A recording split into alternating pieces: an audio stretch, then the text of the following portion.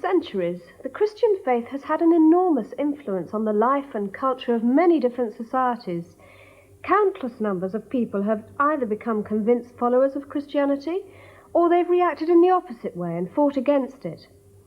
Earlier in this century, people were predicting that Christianity would soon be discarded as a superstition.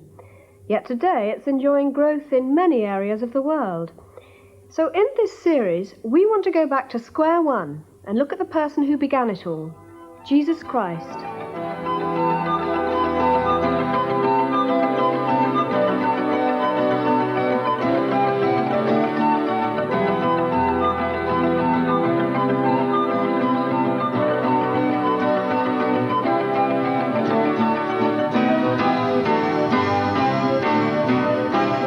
There are many different images we have of Jesus.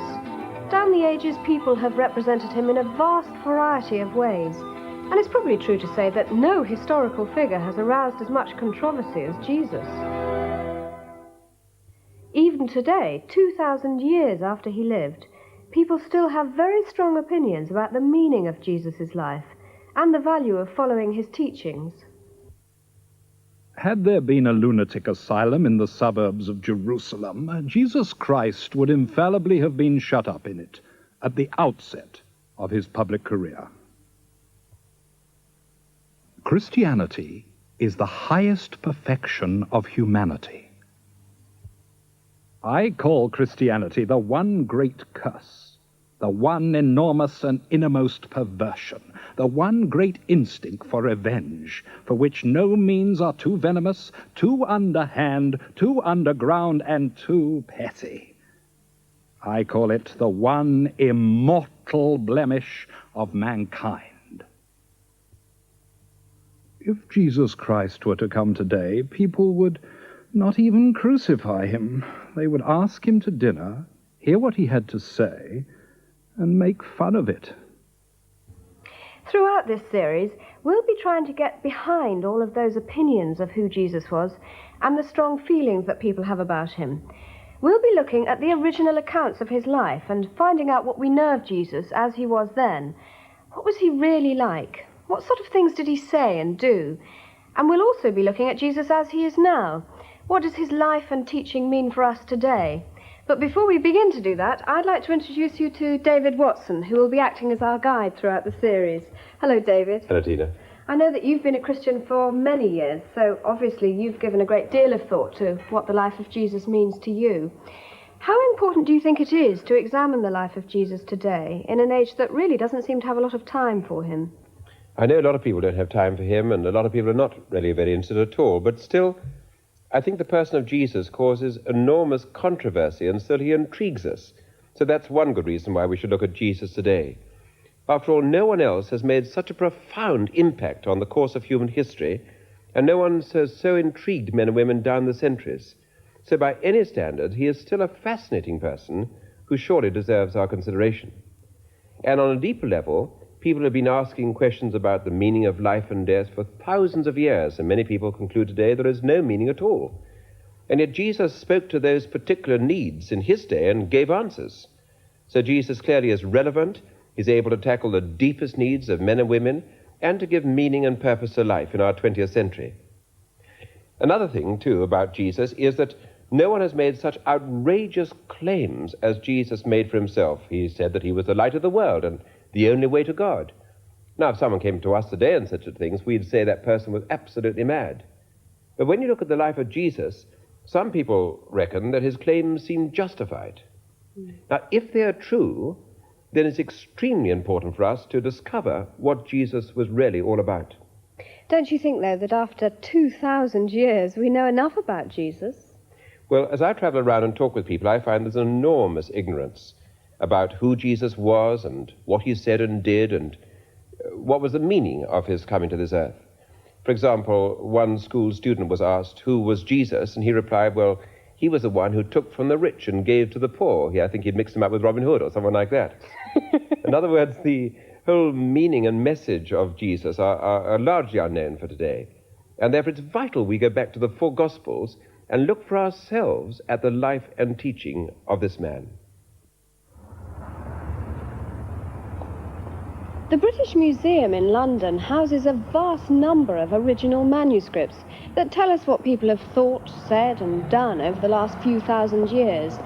Much of our knowledge of the past is dependent on written records, so it's important when we're trying to find out what took place in the past to have reliable written reports that agree with each other. A lot of people today ask, how can we know about Jesus at all? He lived so long ago in such a different world from ours. So how can we be sure that the New Testament writings are accurate in what they tell us about him? When we look at the beginnings of Christianity, we find there are an enormous number of written sources, and the quality of the evidence they give is impressive. Despite the fact that there are many manuscripts of the New Testament, the number of significant variations between them are few. And these variations don't undermine important teaching in the New Testament at all. In addition to this, the manuscripts are very near in time to the events they describe. The first New Testament writings were written in the late 1st century. The earliest significant manuscripts we have were copied down only 250 years later. Now, I know this may sound like a very long interval, but actually it's nothing when compared to the interval that separates most early manuscripts from their original authors. For example, in the case of Caesar's account of the Gallic War, which modern historians rely upon for accurate information about that period, the earliest manuscript we have was copied 900 years after Caesar originally wrote it.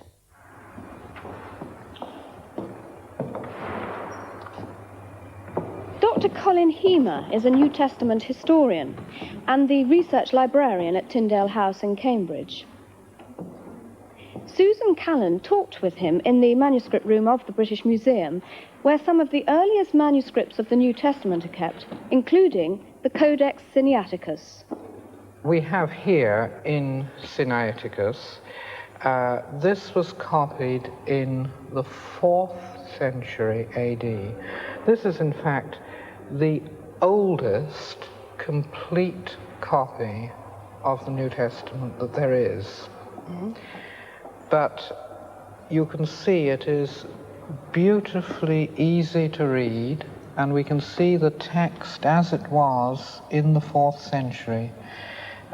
We can read it here. Look, the words are run together. This makes it a little bit difficult. You have to think carefully. Hodi epen lego soi petre uphoneses semeron alector heos tres me eponeses edenai. And this is part of Luke's Gospel. Yes. Would you like to translate it for me? It says, and he said, I say unto you, Peter, the cock will not crow 3 times today before you deny that you know me. But we can go back very much further than this, to papyri that go back to the 2nd and 3rd centuries. In particular, there is one tiny fragment. Now, a tiny fragment perhaps doesn't seem to mean very much, but that's dated about 130, and it's a little piece of John's Gospel, a very tiny fragment, about 3.5 inches long. We know from that this fragment was circulating in southern Egypt within about 40 years of the time that John wrote it. Now, it's the 2 sides of a page, and there are many, many texts of the New Testament, far more than of other books, because it seems the early Christians had got something to say.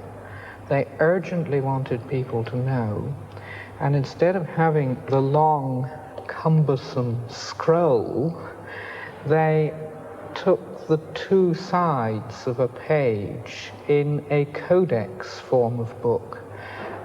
This was developed, it seems, specially by Christians, and so very, very many copies were made because they got something to say and to spread around.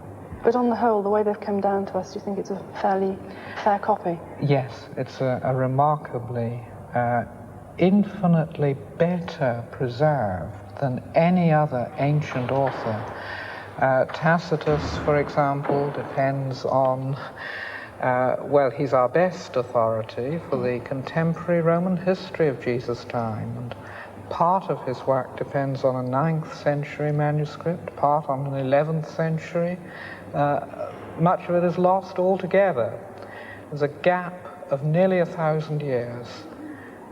Here we have a gap for the very earliest copy of only about 40 years, perhaps. Dr. Howard Marshall is a professor of New Testament studies at the University of Aberdeen, specializing in Luke's Gospel. We asked him how accurate he believes the Gospel accounts to be. It stands to reason that we can't prove that everything in the Gospels happened exactly as it is said. You just can't do that with historical reports. What we have to ask is whether there are good grounds for believing that the reports are in general credible. Now take Luke, for example. He begins his Gospel like a history book of the time, with a formal address stating the sources that he has used and saying that he has followed things through accurately right from the very start. He's therefore claiming to write history. History as good as any other history produced in the ancient world. Perhaps not the kind of history that we would get from the modern historian, but nevertheless, faithful recording of what happened. And that means that the odds are in favor of Luke doing what he said he was trying to do. He doesn't set out to be a writer of historical fiction.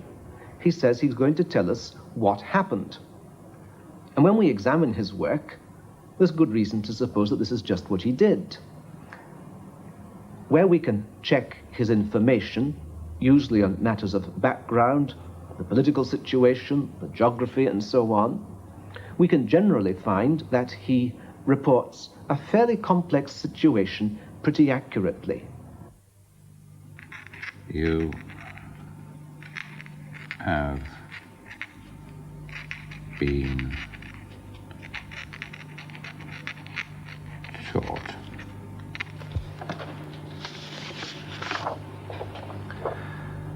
Many have undertaken to draw up an account of the things that have been fulfilled among us, just as they were handed down to us by those who from the first were eyewitnesses and servants of the word. Therefore, since I myself have carefully investigated everything from the beginning, it seemed good also to me to write an orderly account for you, most excellent Theophilus, so that you may know the certainty of the things you have been taught.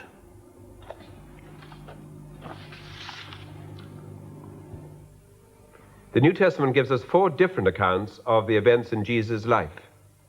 These 4 Gospels, or stories bringing good news, have a lot in common with each other, but each writer approaches the life of Christ from his own distinctive angle.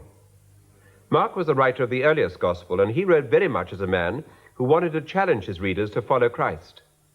His Gospel is a fast-moving sketch of the events leading up to the death of Jesus. His account is more concerned with what Jesus did and what happened to him than telling us about his spoken teaching. While Mark was probably writing for those who knew nothing at all about Jesus, Matthew seems to have written to help people already in the church. Matthew collected together the sayings as well as the works of Jesus into an ordered instruction book, perhaps to help young converts familiarize themselves with the teaching of Jesus. Luke, the author of the 3rd Gospel, writes like an historian. His concern was to answer the doubts and questions of those who seriously wanted to know what happened. Because of this, Luke went about his investigation in a careful way, interviewing those involved and examining the facts thoroughly. He also wrote a sequel to his story of Jesus, the book of Acts. These first 3 Gospels are all very similar, but the Gospel written by John is quite different in its approach. John presents the reader with the deeper significance of the coming of Christ. He begins his gospel by talking about Jesus, the Word of God, coming into the world, taking on flesh, and becoming a human being, whereas Matthew, Mark, and Luke start off on a more human level. So John was writing for Christians who already knew about Jesus, but who wanted to think what his life and death really meant. Although each writer puts his own characteristic stamp on the story, they are all concerned to achieve the same end. John puts it like this: Jesus did many other miraculous signs in the presence of his disciples, which are not recorded in this book. But these are written that you may believe that Jesus is the Christ, the Son of God, and that by believing you may have life in his name. In addition to the New Testament writers, at least two non-Christian writers living in the Roman Empire within a century of Jesus' birth refer to him. Josephus was a cynical Jewish historian who became a member of the Roman civil service. He was no friend of the growing Christian faith, quite the opposite. But in his work entitled The Antiquities of the Jews, he records the following information about Jesus. At this time there was a wise man who was called Jesus, and his conduct was good, and he was known to be virtuous. And many people from among the Jews and from the other nations became his disciples. Pilate condemned him to be crucified and to die, and those who became his disciples did not abandon his discipleship. They reported that he had appeared to them 3 days after his crucifixion, and that he was alive.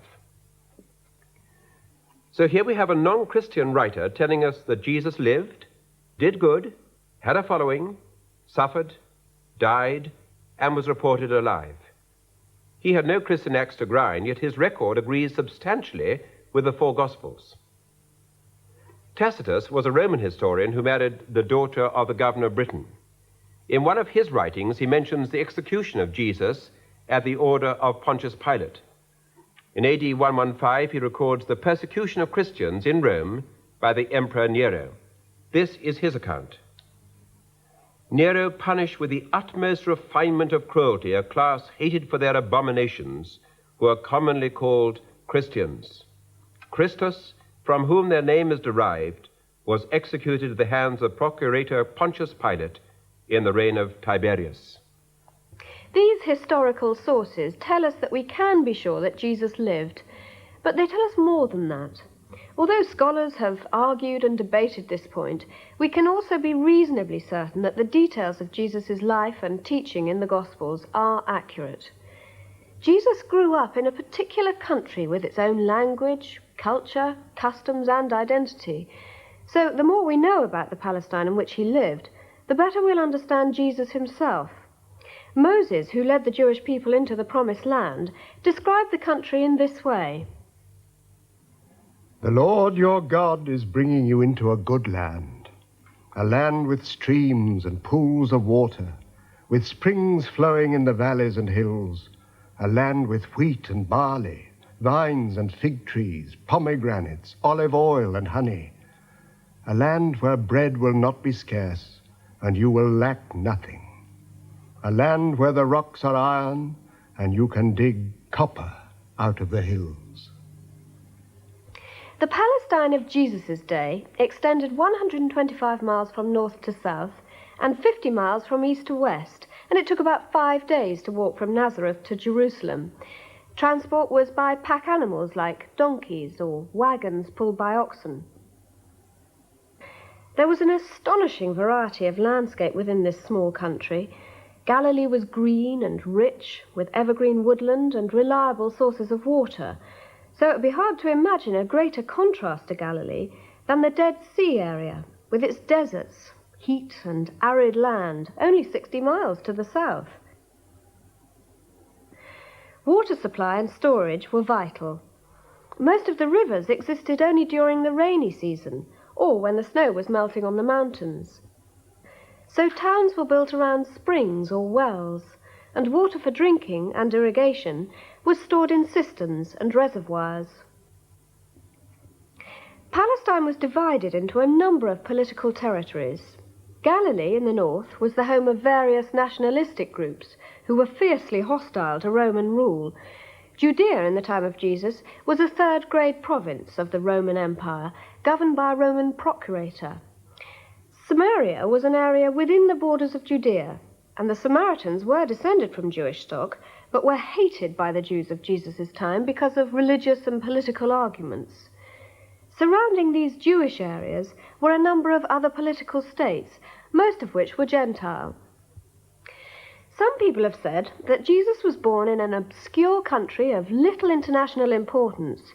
However, even in the time of Jesus, Palestine lay across the trading routes between 3 continents: Europe, Asia, and Africa.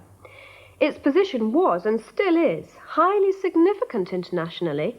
Throughout Jesus' life, Judea and Galilee were occupied areas. They were a small part of the Roman Empire, kept in their place by the armed forces. Graham Stanton is Professor of New Testament Studies at King's College in London. Tony Tew asked him about the political status of Palestine in the 1st century. Now, on the whole, the Romans were very sensitive rulers, and they didn't interfere too much in the way of life. Nonetheless, they were always present, and sometimes they were rather ruthless in their actions, and certainly they managed to stir up a great deal of opposition. In a writer called Josephus, we read a rather interesting story of what happened when Pilate was first appointed. At that time, Pilate tried to take to Jerusalem Roman standards with the emperor's head on them and to set them up in Jerusalem. But the local population was so incensed, and they made such a fuss about this, that Pilate had to withdraw and give in to local sensitivities. So there was certainly a great deal of political uncertainty, political disturbance, if you like, unease at the time, simply because there was an occupying power there. Was Israel at the time a deeply religious society? Israel at the time of Jesus was certainly a very religious society as far as we can judge. Most families seem to have taken the great religious festivals very seriously indeed. And many families would try to go up to Jerusalem, particularly at Passover time, to celebrate there the high point in the religious year. Some, of course, were indifferent, I suppose, but on the whole, Israel certainly was a very religious community. Religion and politics were intertwined, so that when some agitators tried to find ways of getting rid of the Romans as the occupying power, they saw themselves as acting not just for political reasons, but for religious reasons.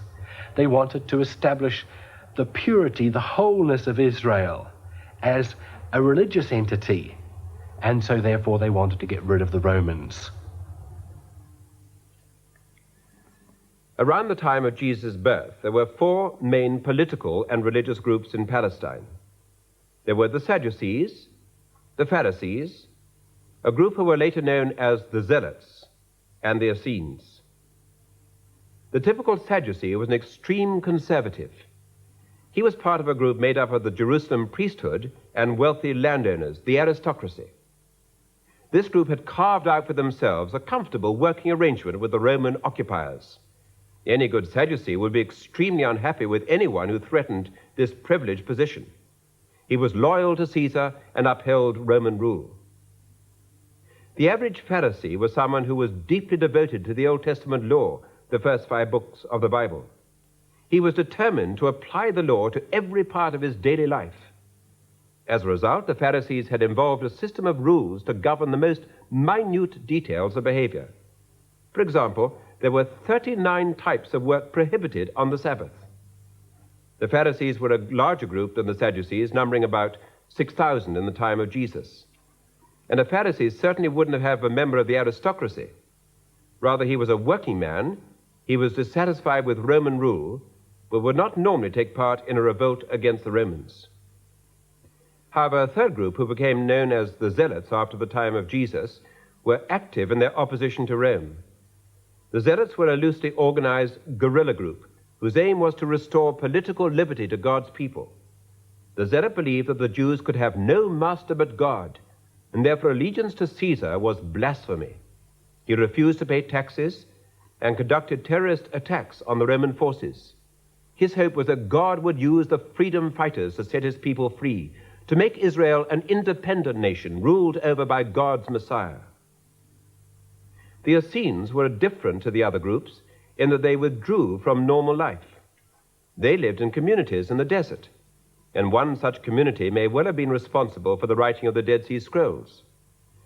But although the average Essene was removed from the mainstream of Palestinian society, he too longed for a time when God would intervene in the affairs of the Jewish nation by purifying his people and ridding them of the Romans. With the exception of the Sadducees, all these groups held on to the expectation that the time was coming when God would act decisively in the nation. And this was a hope shared by ordinary working people as well, who had no allegiance to any of these four groups.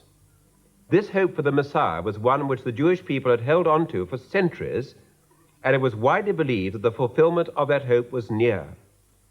In the middle of the conflicting currents of fanatical zeal, political maneuvering, violence, and desperate hope, a young Galilean girl by the name of Mary traveled to Bethlehem and gave birth to her first son. In those days, Caesar Augustus issued a decree that a census should be taken of the entire Roman world. This was the first census that took place while Quirinius was governor of Syria. And everyone went to his own town to register. So Joseph also went up from the town of Nazareth in Galilee to Judea, to Bethlehem, the town of David, because he belonged to the house and line of David. He went there to register with Mary, who was pledged to be married to him and was expecting a child.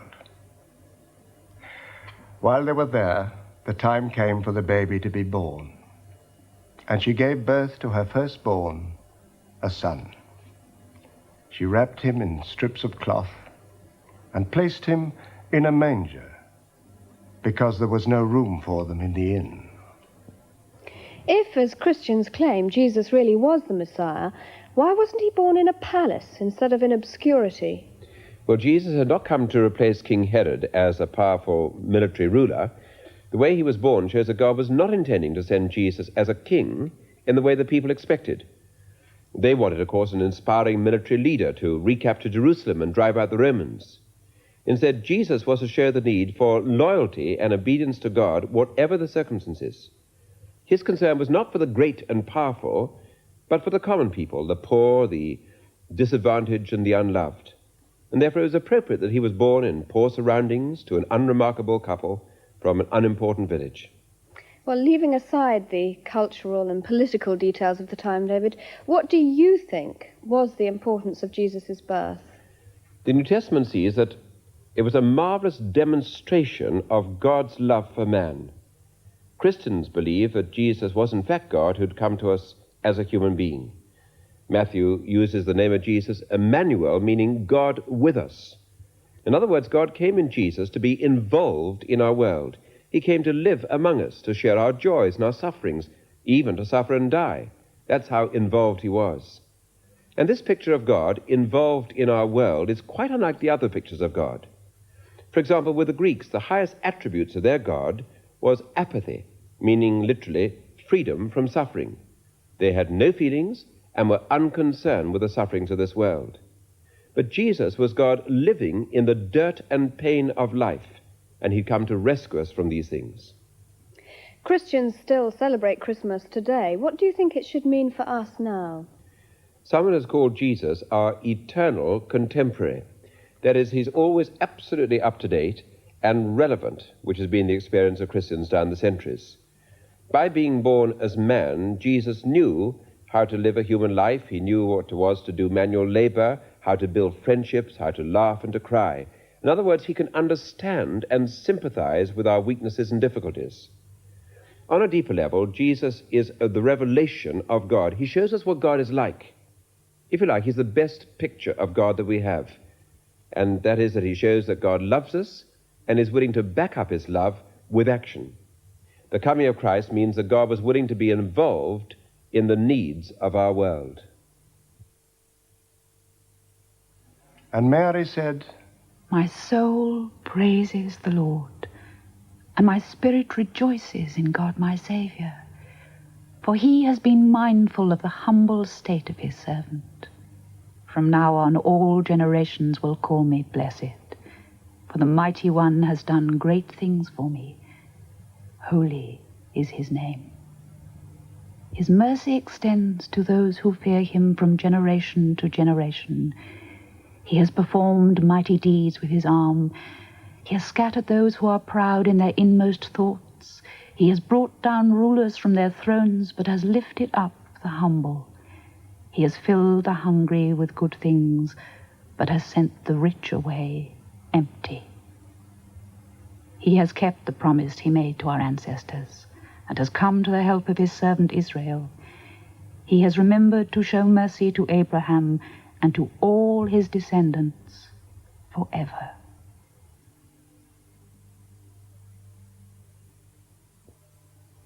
One of the things that strikes me about the beginning of Jesus' life is the fact that God gave his Son to us. He was willing to send him into such an unpredictable and dangerous world. Babies are vulnerable at the best of times, and first-century Palestine, as we've seen, was far from being a safe place. Because God was prepared to do all of this, we can see that the life and work of Jesus was crucially important. He'd come on a rescue operation on our behalf. Throughout this series, we'll be looking at different aspects of this. In the next programme, David and I will be examining the way Jesus faced the powers of evil during his temptation in the desert.